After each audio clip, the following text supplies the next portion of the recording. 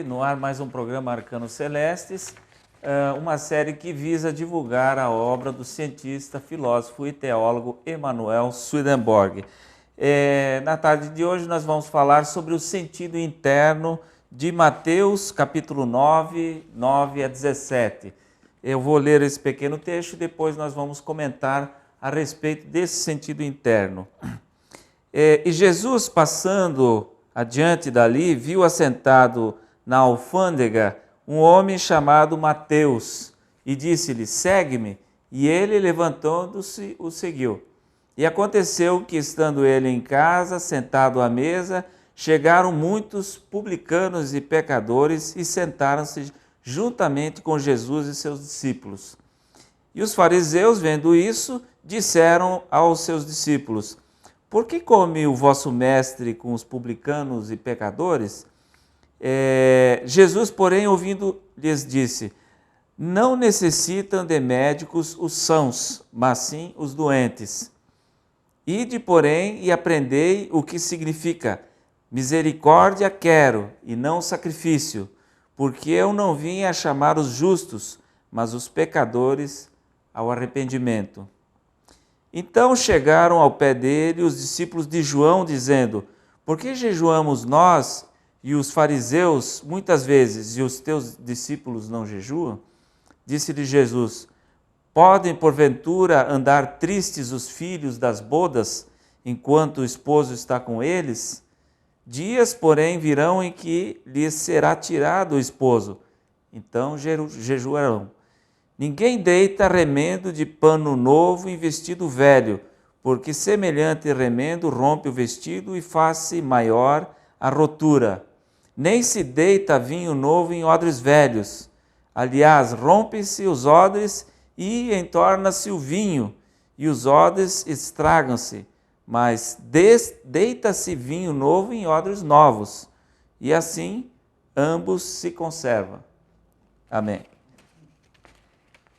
E para nos ajudar a explicar esse sentido interno, nós temos mais uma vez a satisfação de ter em nosso meio o pastor Johnny Villanueva, vindo lá do Rio de Janeiro. Qual o significado do Senhor em se assentar com os publicanos e pecadores? Boa tarde, pastor. Boa tarde, Eduardo. Uma palavra muito chave que o Senhor Jesus disse: misericórdia quero, é um pedido que ele faz para a sua igreja. Misericórdia quero. Isso é o que estava faltando nessa mesa. Isso que estava faltando na igreja. A igreja, muito erudita, muito culta, muito pronto para observar, muito pronto para criticar, mas muito devagar para amar. O Senhor disse: não precisam os sãos, os enfermos que precisam de cura. E a cura está na misericórdia. O homem que se para de seu ponto de vida, a verdade do amor, e somente prestigia a verdade no seu dia a dia, ele é uma pessoa doente, porque tudo vai ser frio. Ele pode ter muita lucidez, mas ele não tem, digamos assim, o principal, que é a misericórdia. Então, o Senhor está na mesa, né? Um privilégio ter o Senhor na mesa, e os publicanos estão preocupados, não, os fariseus, né? Os fariseus estão preocupados porque o Senhor está sentado com os publicanos, e os discípulos de João estão preocupados com quem jejua ou não jejua, e o Senhor disse: a quem compararei esta geração? Nós cantamos e vocês não se alegraram. Nós choramos e vocês não... São meninos que não sabem o que querem. Então, disse o Senhor: misericórdia quero. Esse pedido é como que ele continua ecoando para dentro da igreja.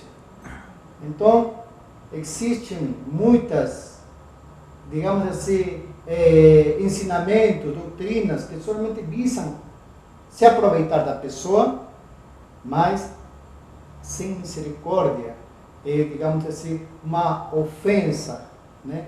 Porque a igreja por, digamos, a igreja é por, como se fala assim, uma instituição espiritual, né? Por excelência, é uma instituição espiritual. Mas quando o homem tira o amor da igreja, ela já não é mais espiritual. Então, misericórdia quer. Mas o Senhor disse, não pode misturar o vinho velho com o vinho novo. Por quê? Vai se estragar. O Senhor dá um exemplo. Ouvistes que foi dito aos antigos, não matarás. Esse é vinho velho, né? Que tem uma prática. E teve uma importância naquele Sim. tempo, teve uma necessidade, uma significação, né? Uhum. Disse, porém, eu vos digo, aquele que odeia, aquele que insulta seu irmão, disse, matou. Então o vinho novo, ele como que é mais profundo, que ainda precisa passar por um tipo de fermentação, um tipo de comportamento, um tipo de atitude, que muitas vezes não vai ser acompanhado pelo entendimento. Não quer dizer que está errado o velho e o novo, só que para seu tempo. Sim. Por exemplo, tinha o fariseu e tinha o publicano. O fariseu orava, obrigado, Senhor, porque não sou como este fariseu, como este publicano, pelo pecador. O fariseu orava pelo publicano, ele é pecador. E o publicano também orava, né? Senhor, perdoa. Então disse o Senhor que o publicano voltou justificado para sua casa. E o fariseu não disse que foi condenado, né? Mas é assim, o fariseu ou a pessoa que vai para uma igreja só fica na porta. E uma oração sincera, ela atravessa a porta. Entra no santuário. Sim. Então, mas ambos têm que estar separados, né? Então, nesta separação que existe a conservação que o Senhor diz. Então, tem que conservar o vinho velho, o odre velho, tem um vinho novo, um odre novo. Ambos se conservam. Tem a sua função, a sua finalidade, mas não misturadas, né? Não pode se misturar. Então o Senhor coloca assim estas respostas para essas duas questões, né? Para as pessoas que se dedicam muito ao análise das coisas, mas são doentes porque elas não têm Misericórdia. essa misericórdia. Então essa misericórdia quero justamente é o casamento, o que a nova igreja ensina, da verdade e o amor. Tem que existir esse casamento. Se existe somente um deles, né?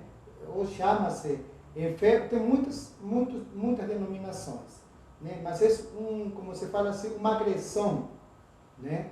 Que a verdade faz sobre o amor. E o que tem que imperar, no nosso ponto de vista, né? Muitas vezes lógico, analítico, é o amor, não a verdade. O amor, ele, digamos assim, me dá um senso certo acerca de quem é meu irmão. Sim. Isso me dá um senso certo. Então, o Senhor, que coisa é primeiro? Né? Que coisa é o principal? Dentro da pessoa, dentro da família, dentro da casa, dentro da igreja, dentro da sociedade. Que é o principal? O amor, né? Ou a verdade? O amor. É o amor. Né? E se falta o amor, diz, a sociedade se torna cruel. Sim. Né? Como nós estamos vendo muitas coisas hoje. A rivalidade começa, digamos assim, fica solta. Uhum. Né? Então precisa do amor para que a pessoa considere o outro o seu amor. E nesse amor eu entendo, eu compreendo, né? Já não entro em conflito, não entro na treta.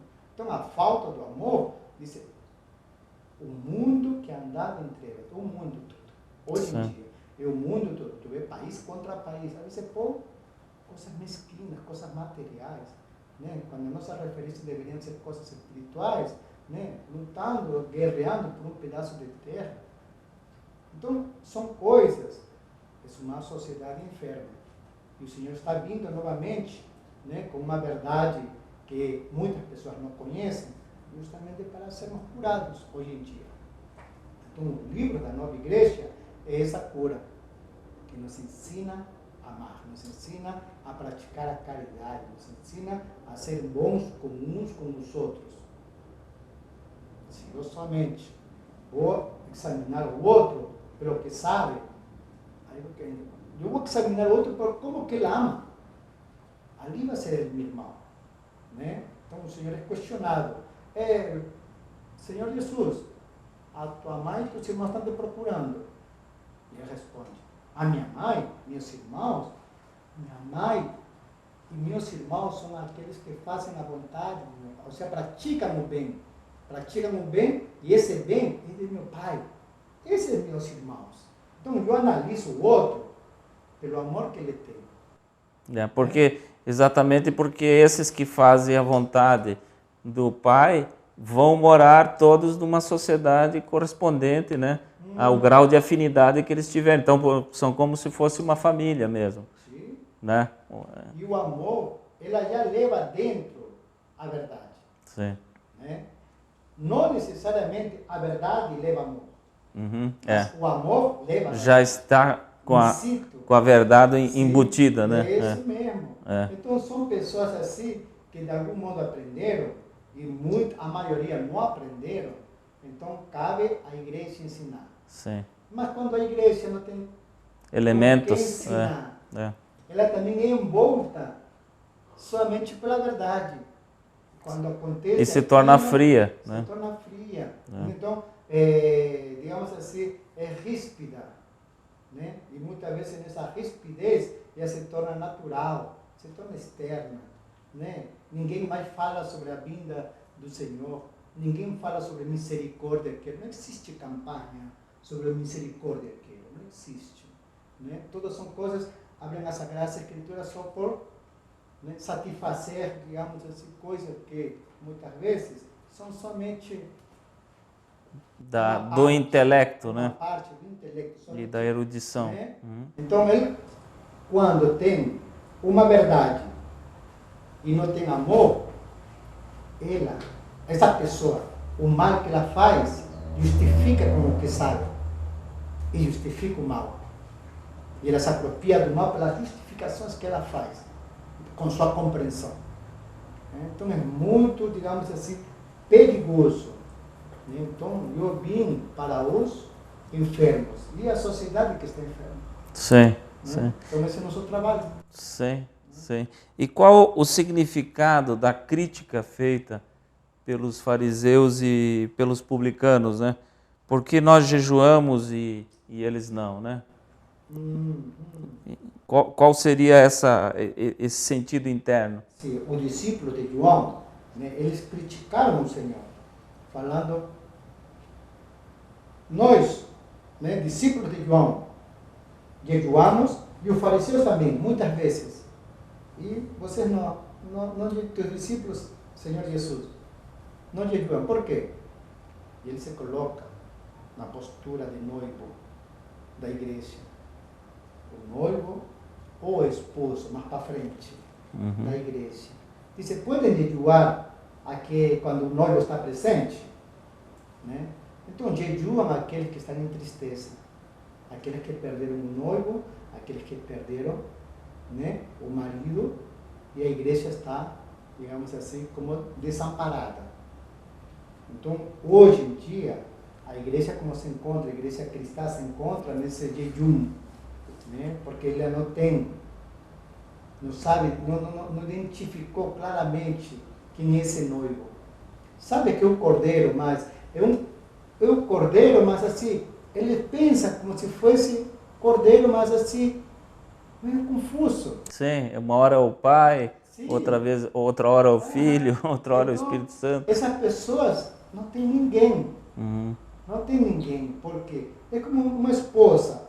A esposa é para o marido e o marido para a esposa.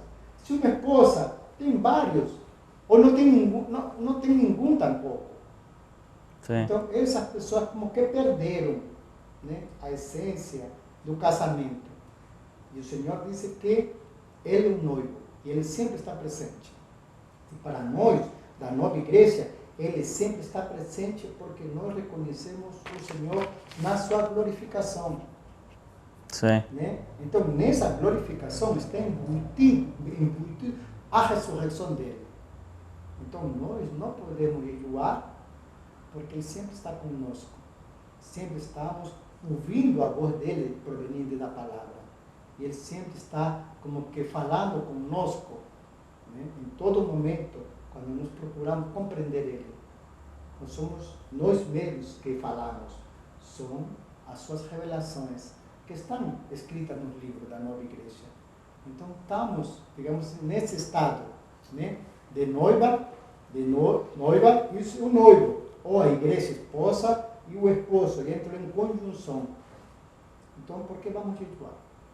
Então, o Senhor falava isso para esses homens. Sim, sim. Né? São dois momentos da igreja, né? Sim.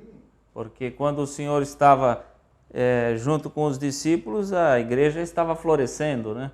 Era o início da igreja, onde a caridade das caridades estava ali presente. A própria misericórdia estava ali, né? Então é o Senhor que está na sua igreja, e quando a sua igreja está com o Senhor, ela está em conjunção. Então, pronto, alegria, dizem, bem-aventurados. A nós não foi tirada essa alegria. A igreja cristã nos roubaram essa alegria, nos roubaram essa bem-aventurança. Então, a nova igreja vai restaurar. A nova está devolvendo, através do entendimento, conjunto com o amor, essa alegria para a igreja. Né? Então, esse trabalho que está sendo feito é justamente não por um grupo, nós estamos fazendo por toda a igreja. Sim. Então, quem entender, compreender, né, entra nesse estado de alegria. Né? Porque pode tocar o Senhor através da compreensão, né, da ciência das correspondências. Tocar o céu, você estando aqui. Mesmo estando aqui no mundo natural. Sim. Muito bem. Então, com essas palavras finais do pastor Johnny, nós nos despedimos, agradecendo mais uma vez a presença dele e a presença de vocês, que é o verdadeiro motivo de nós estarmos aqui. Uma boa tarde a todos, com a graça de nosso Senhor Jesus Cristo. Amém.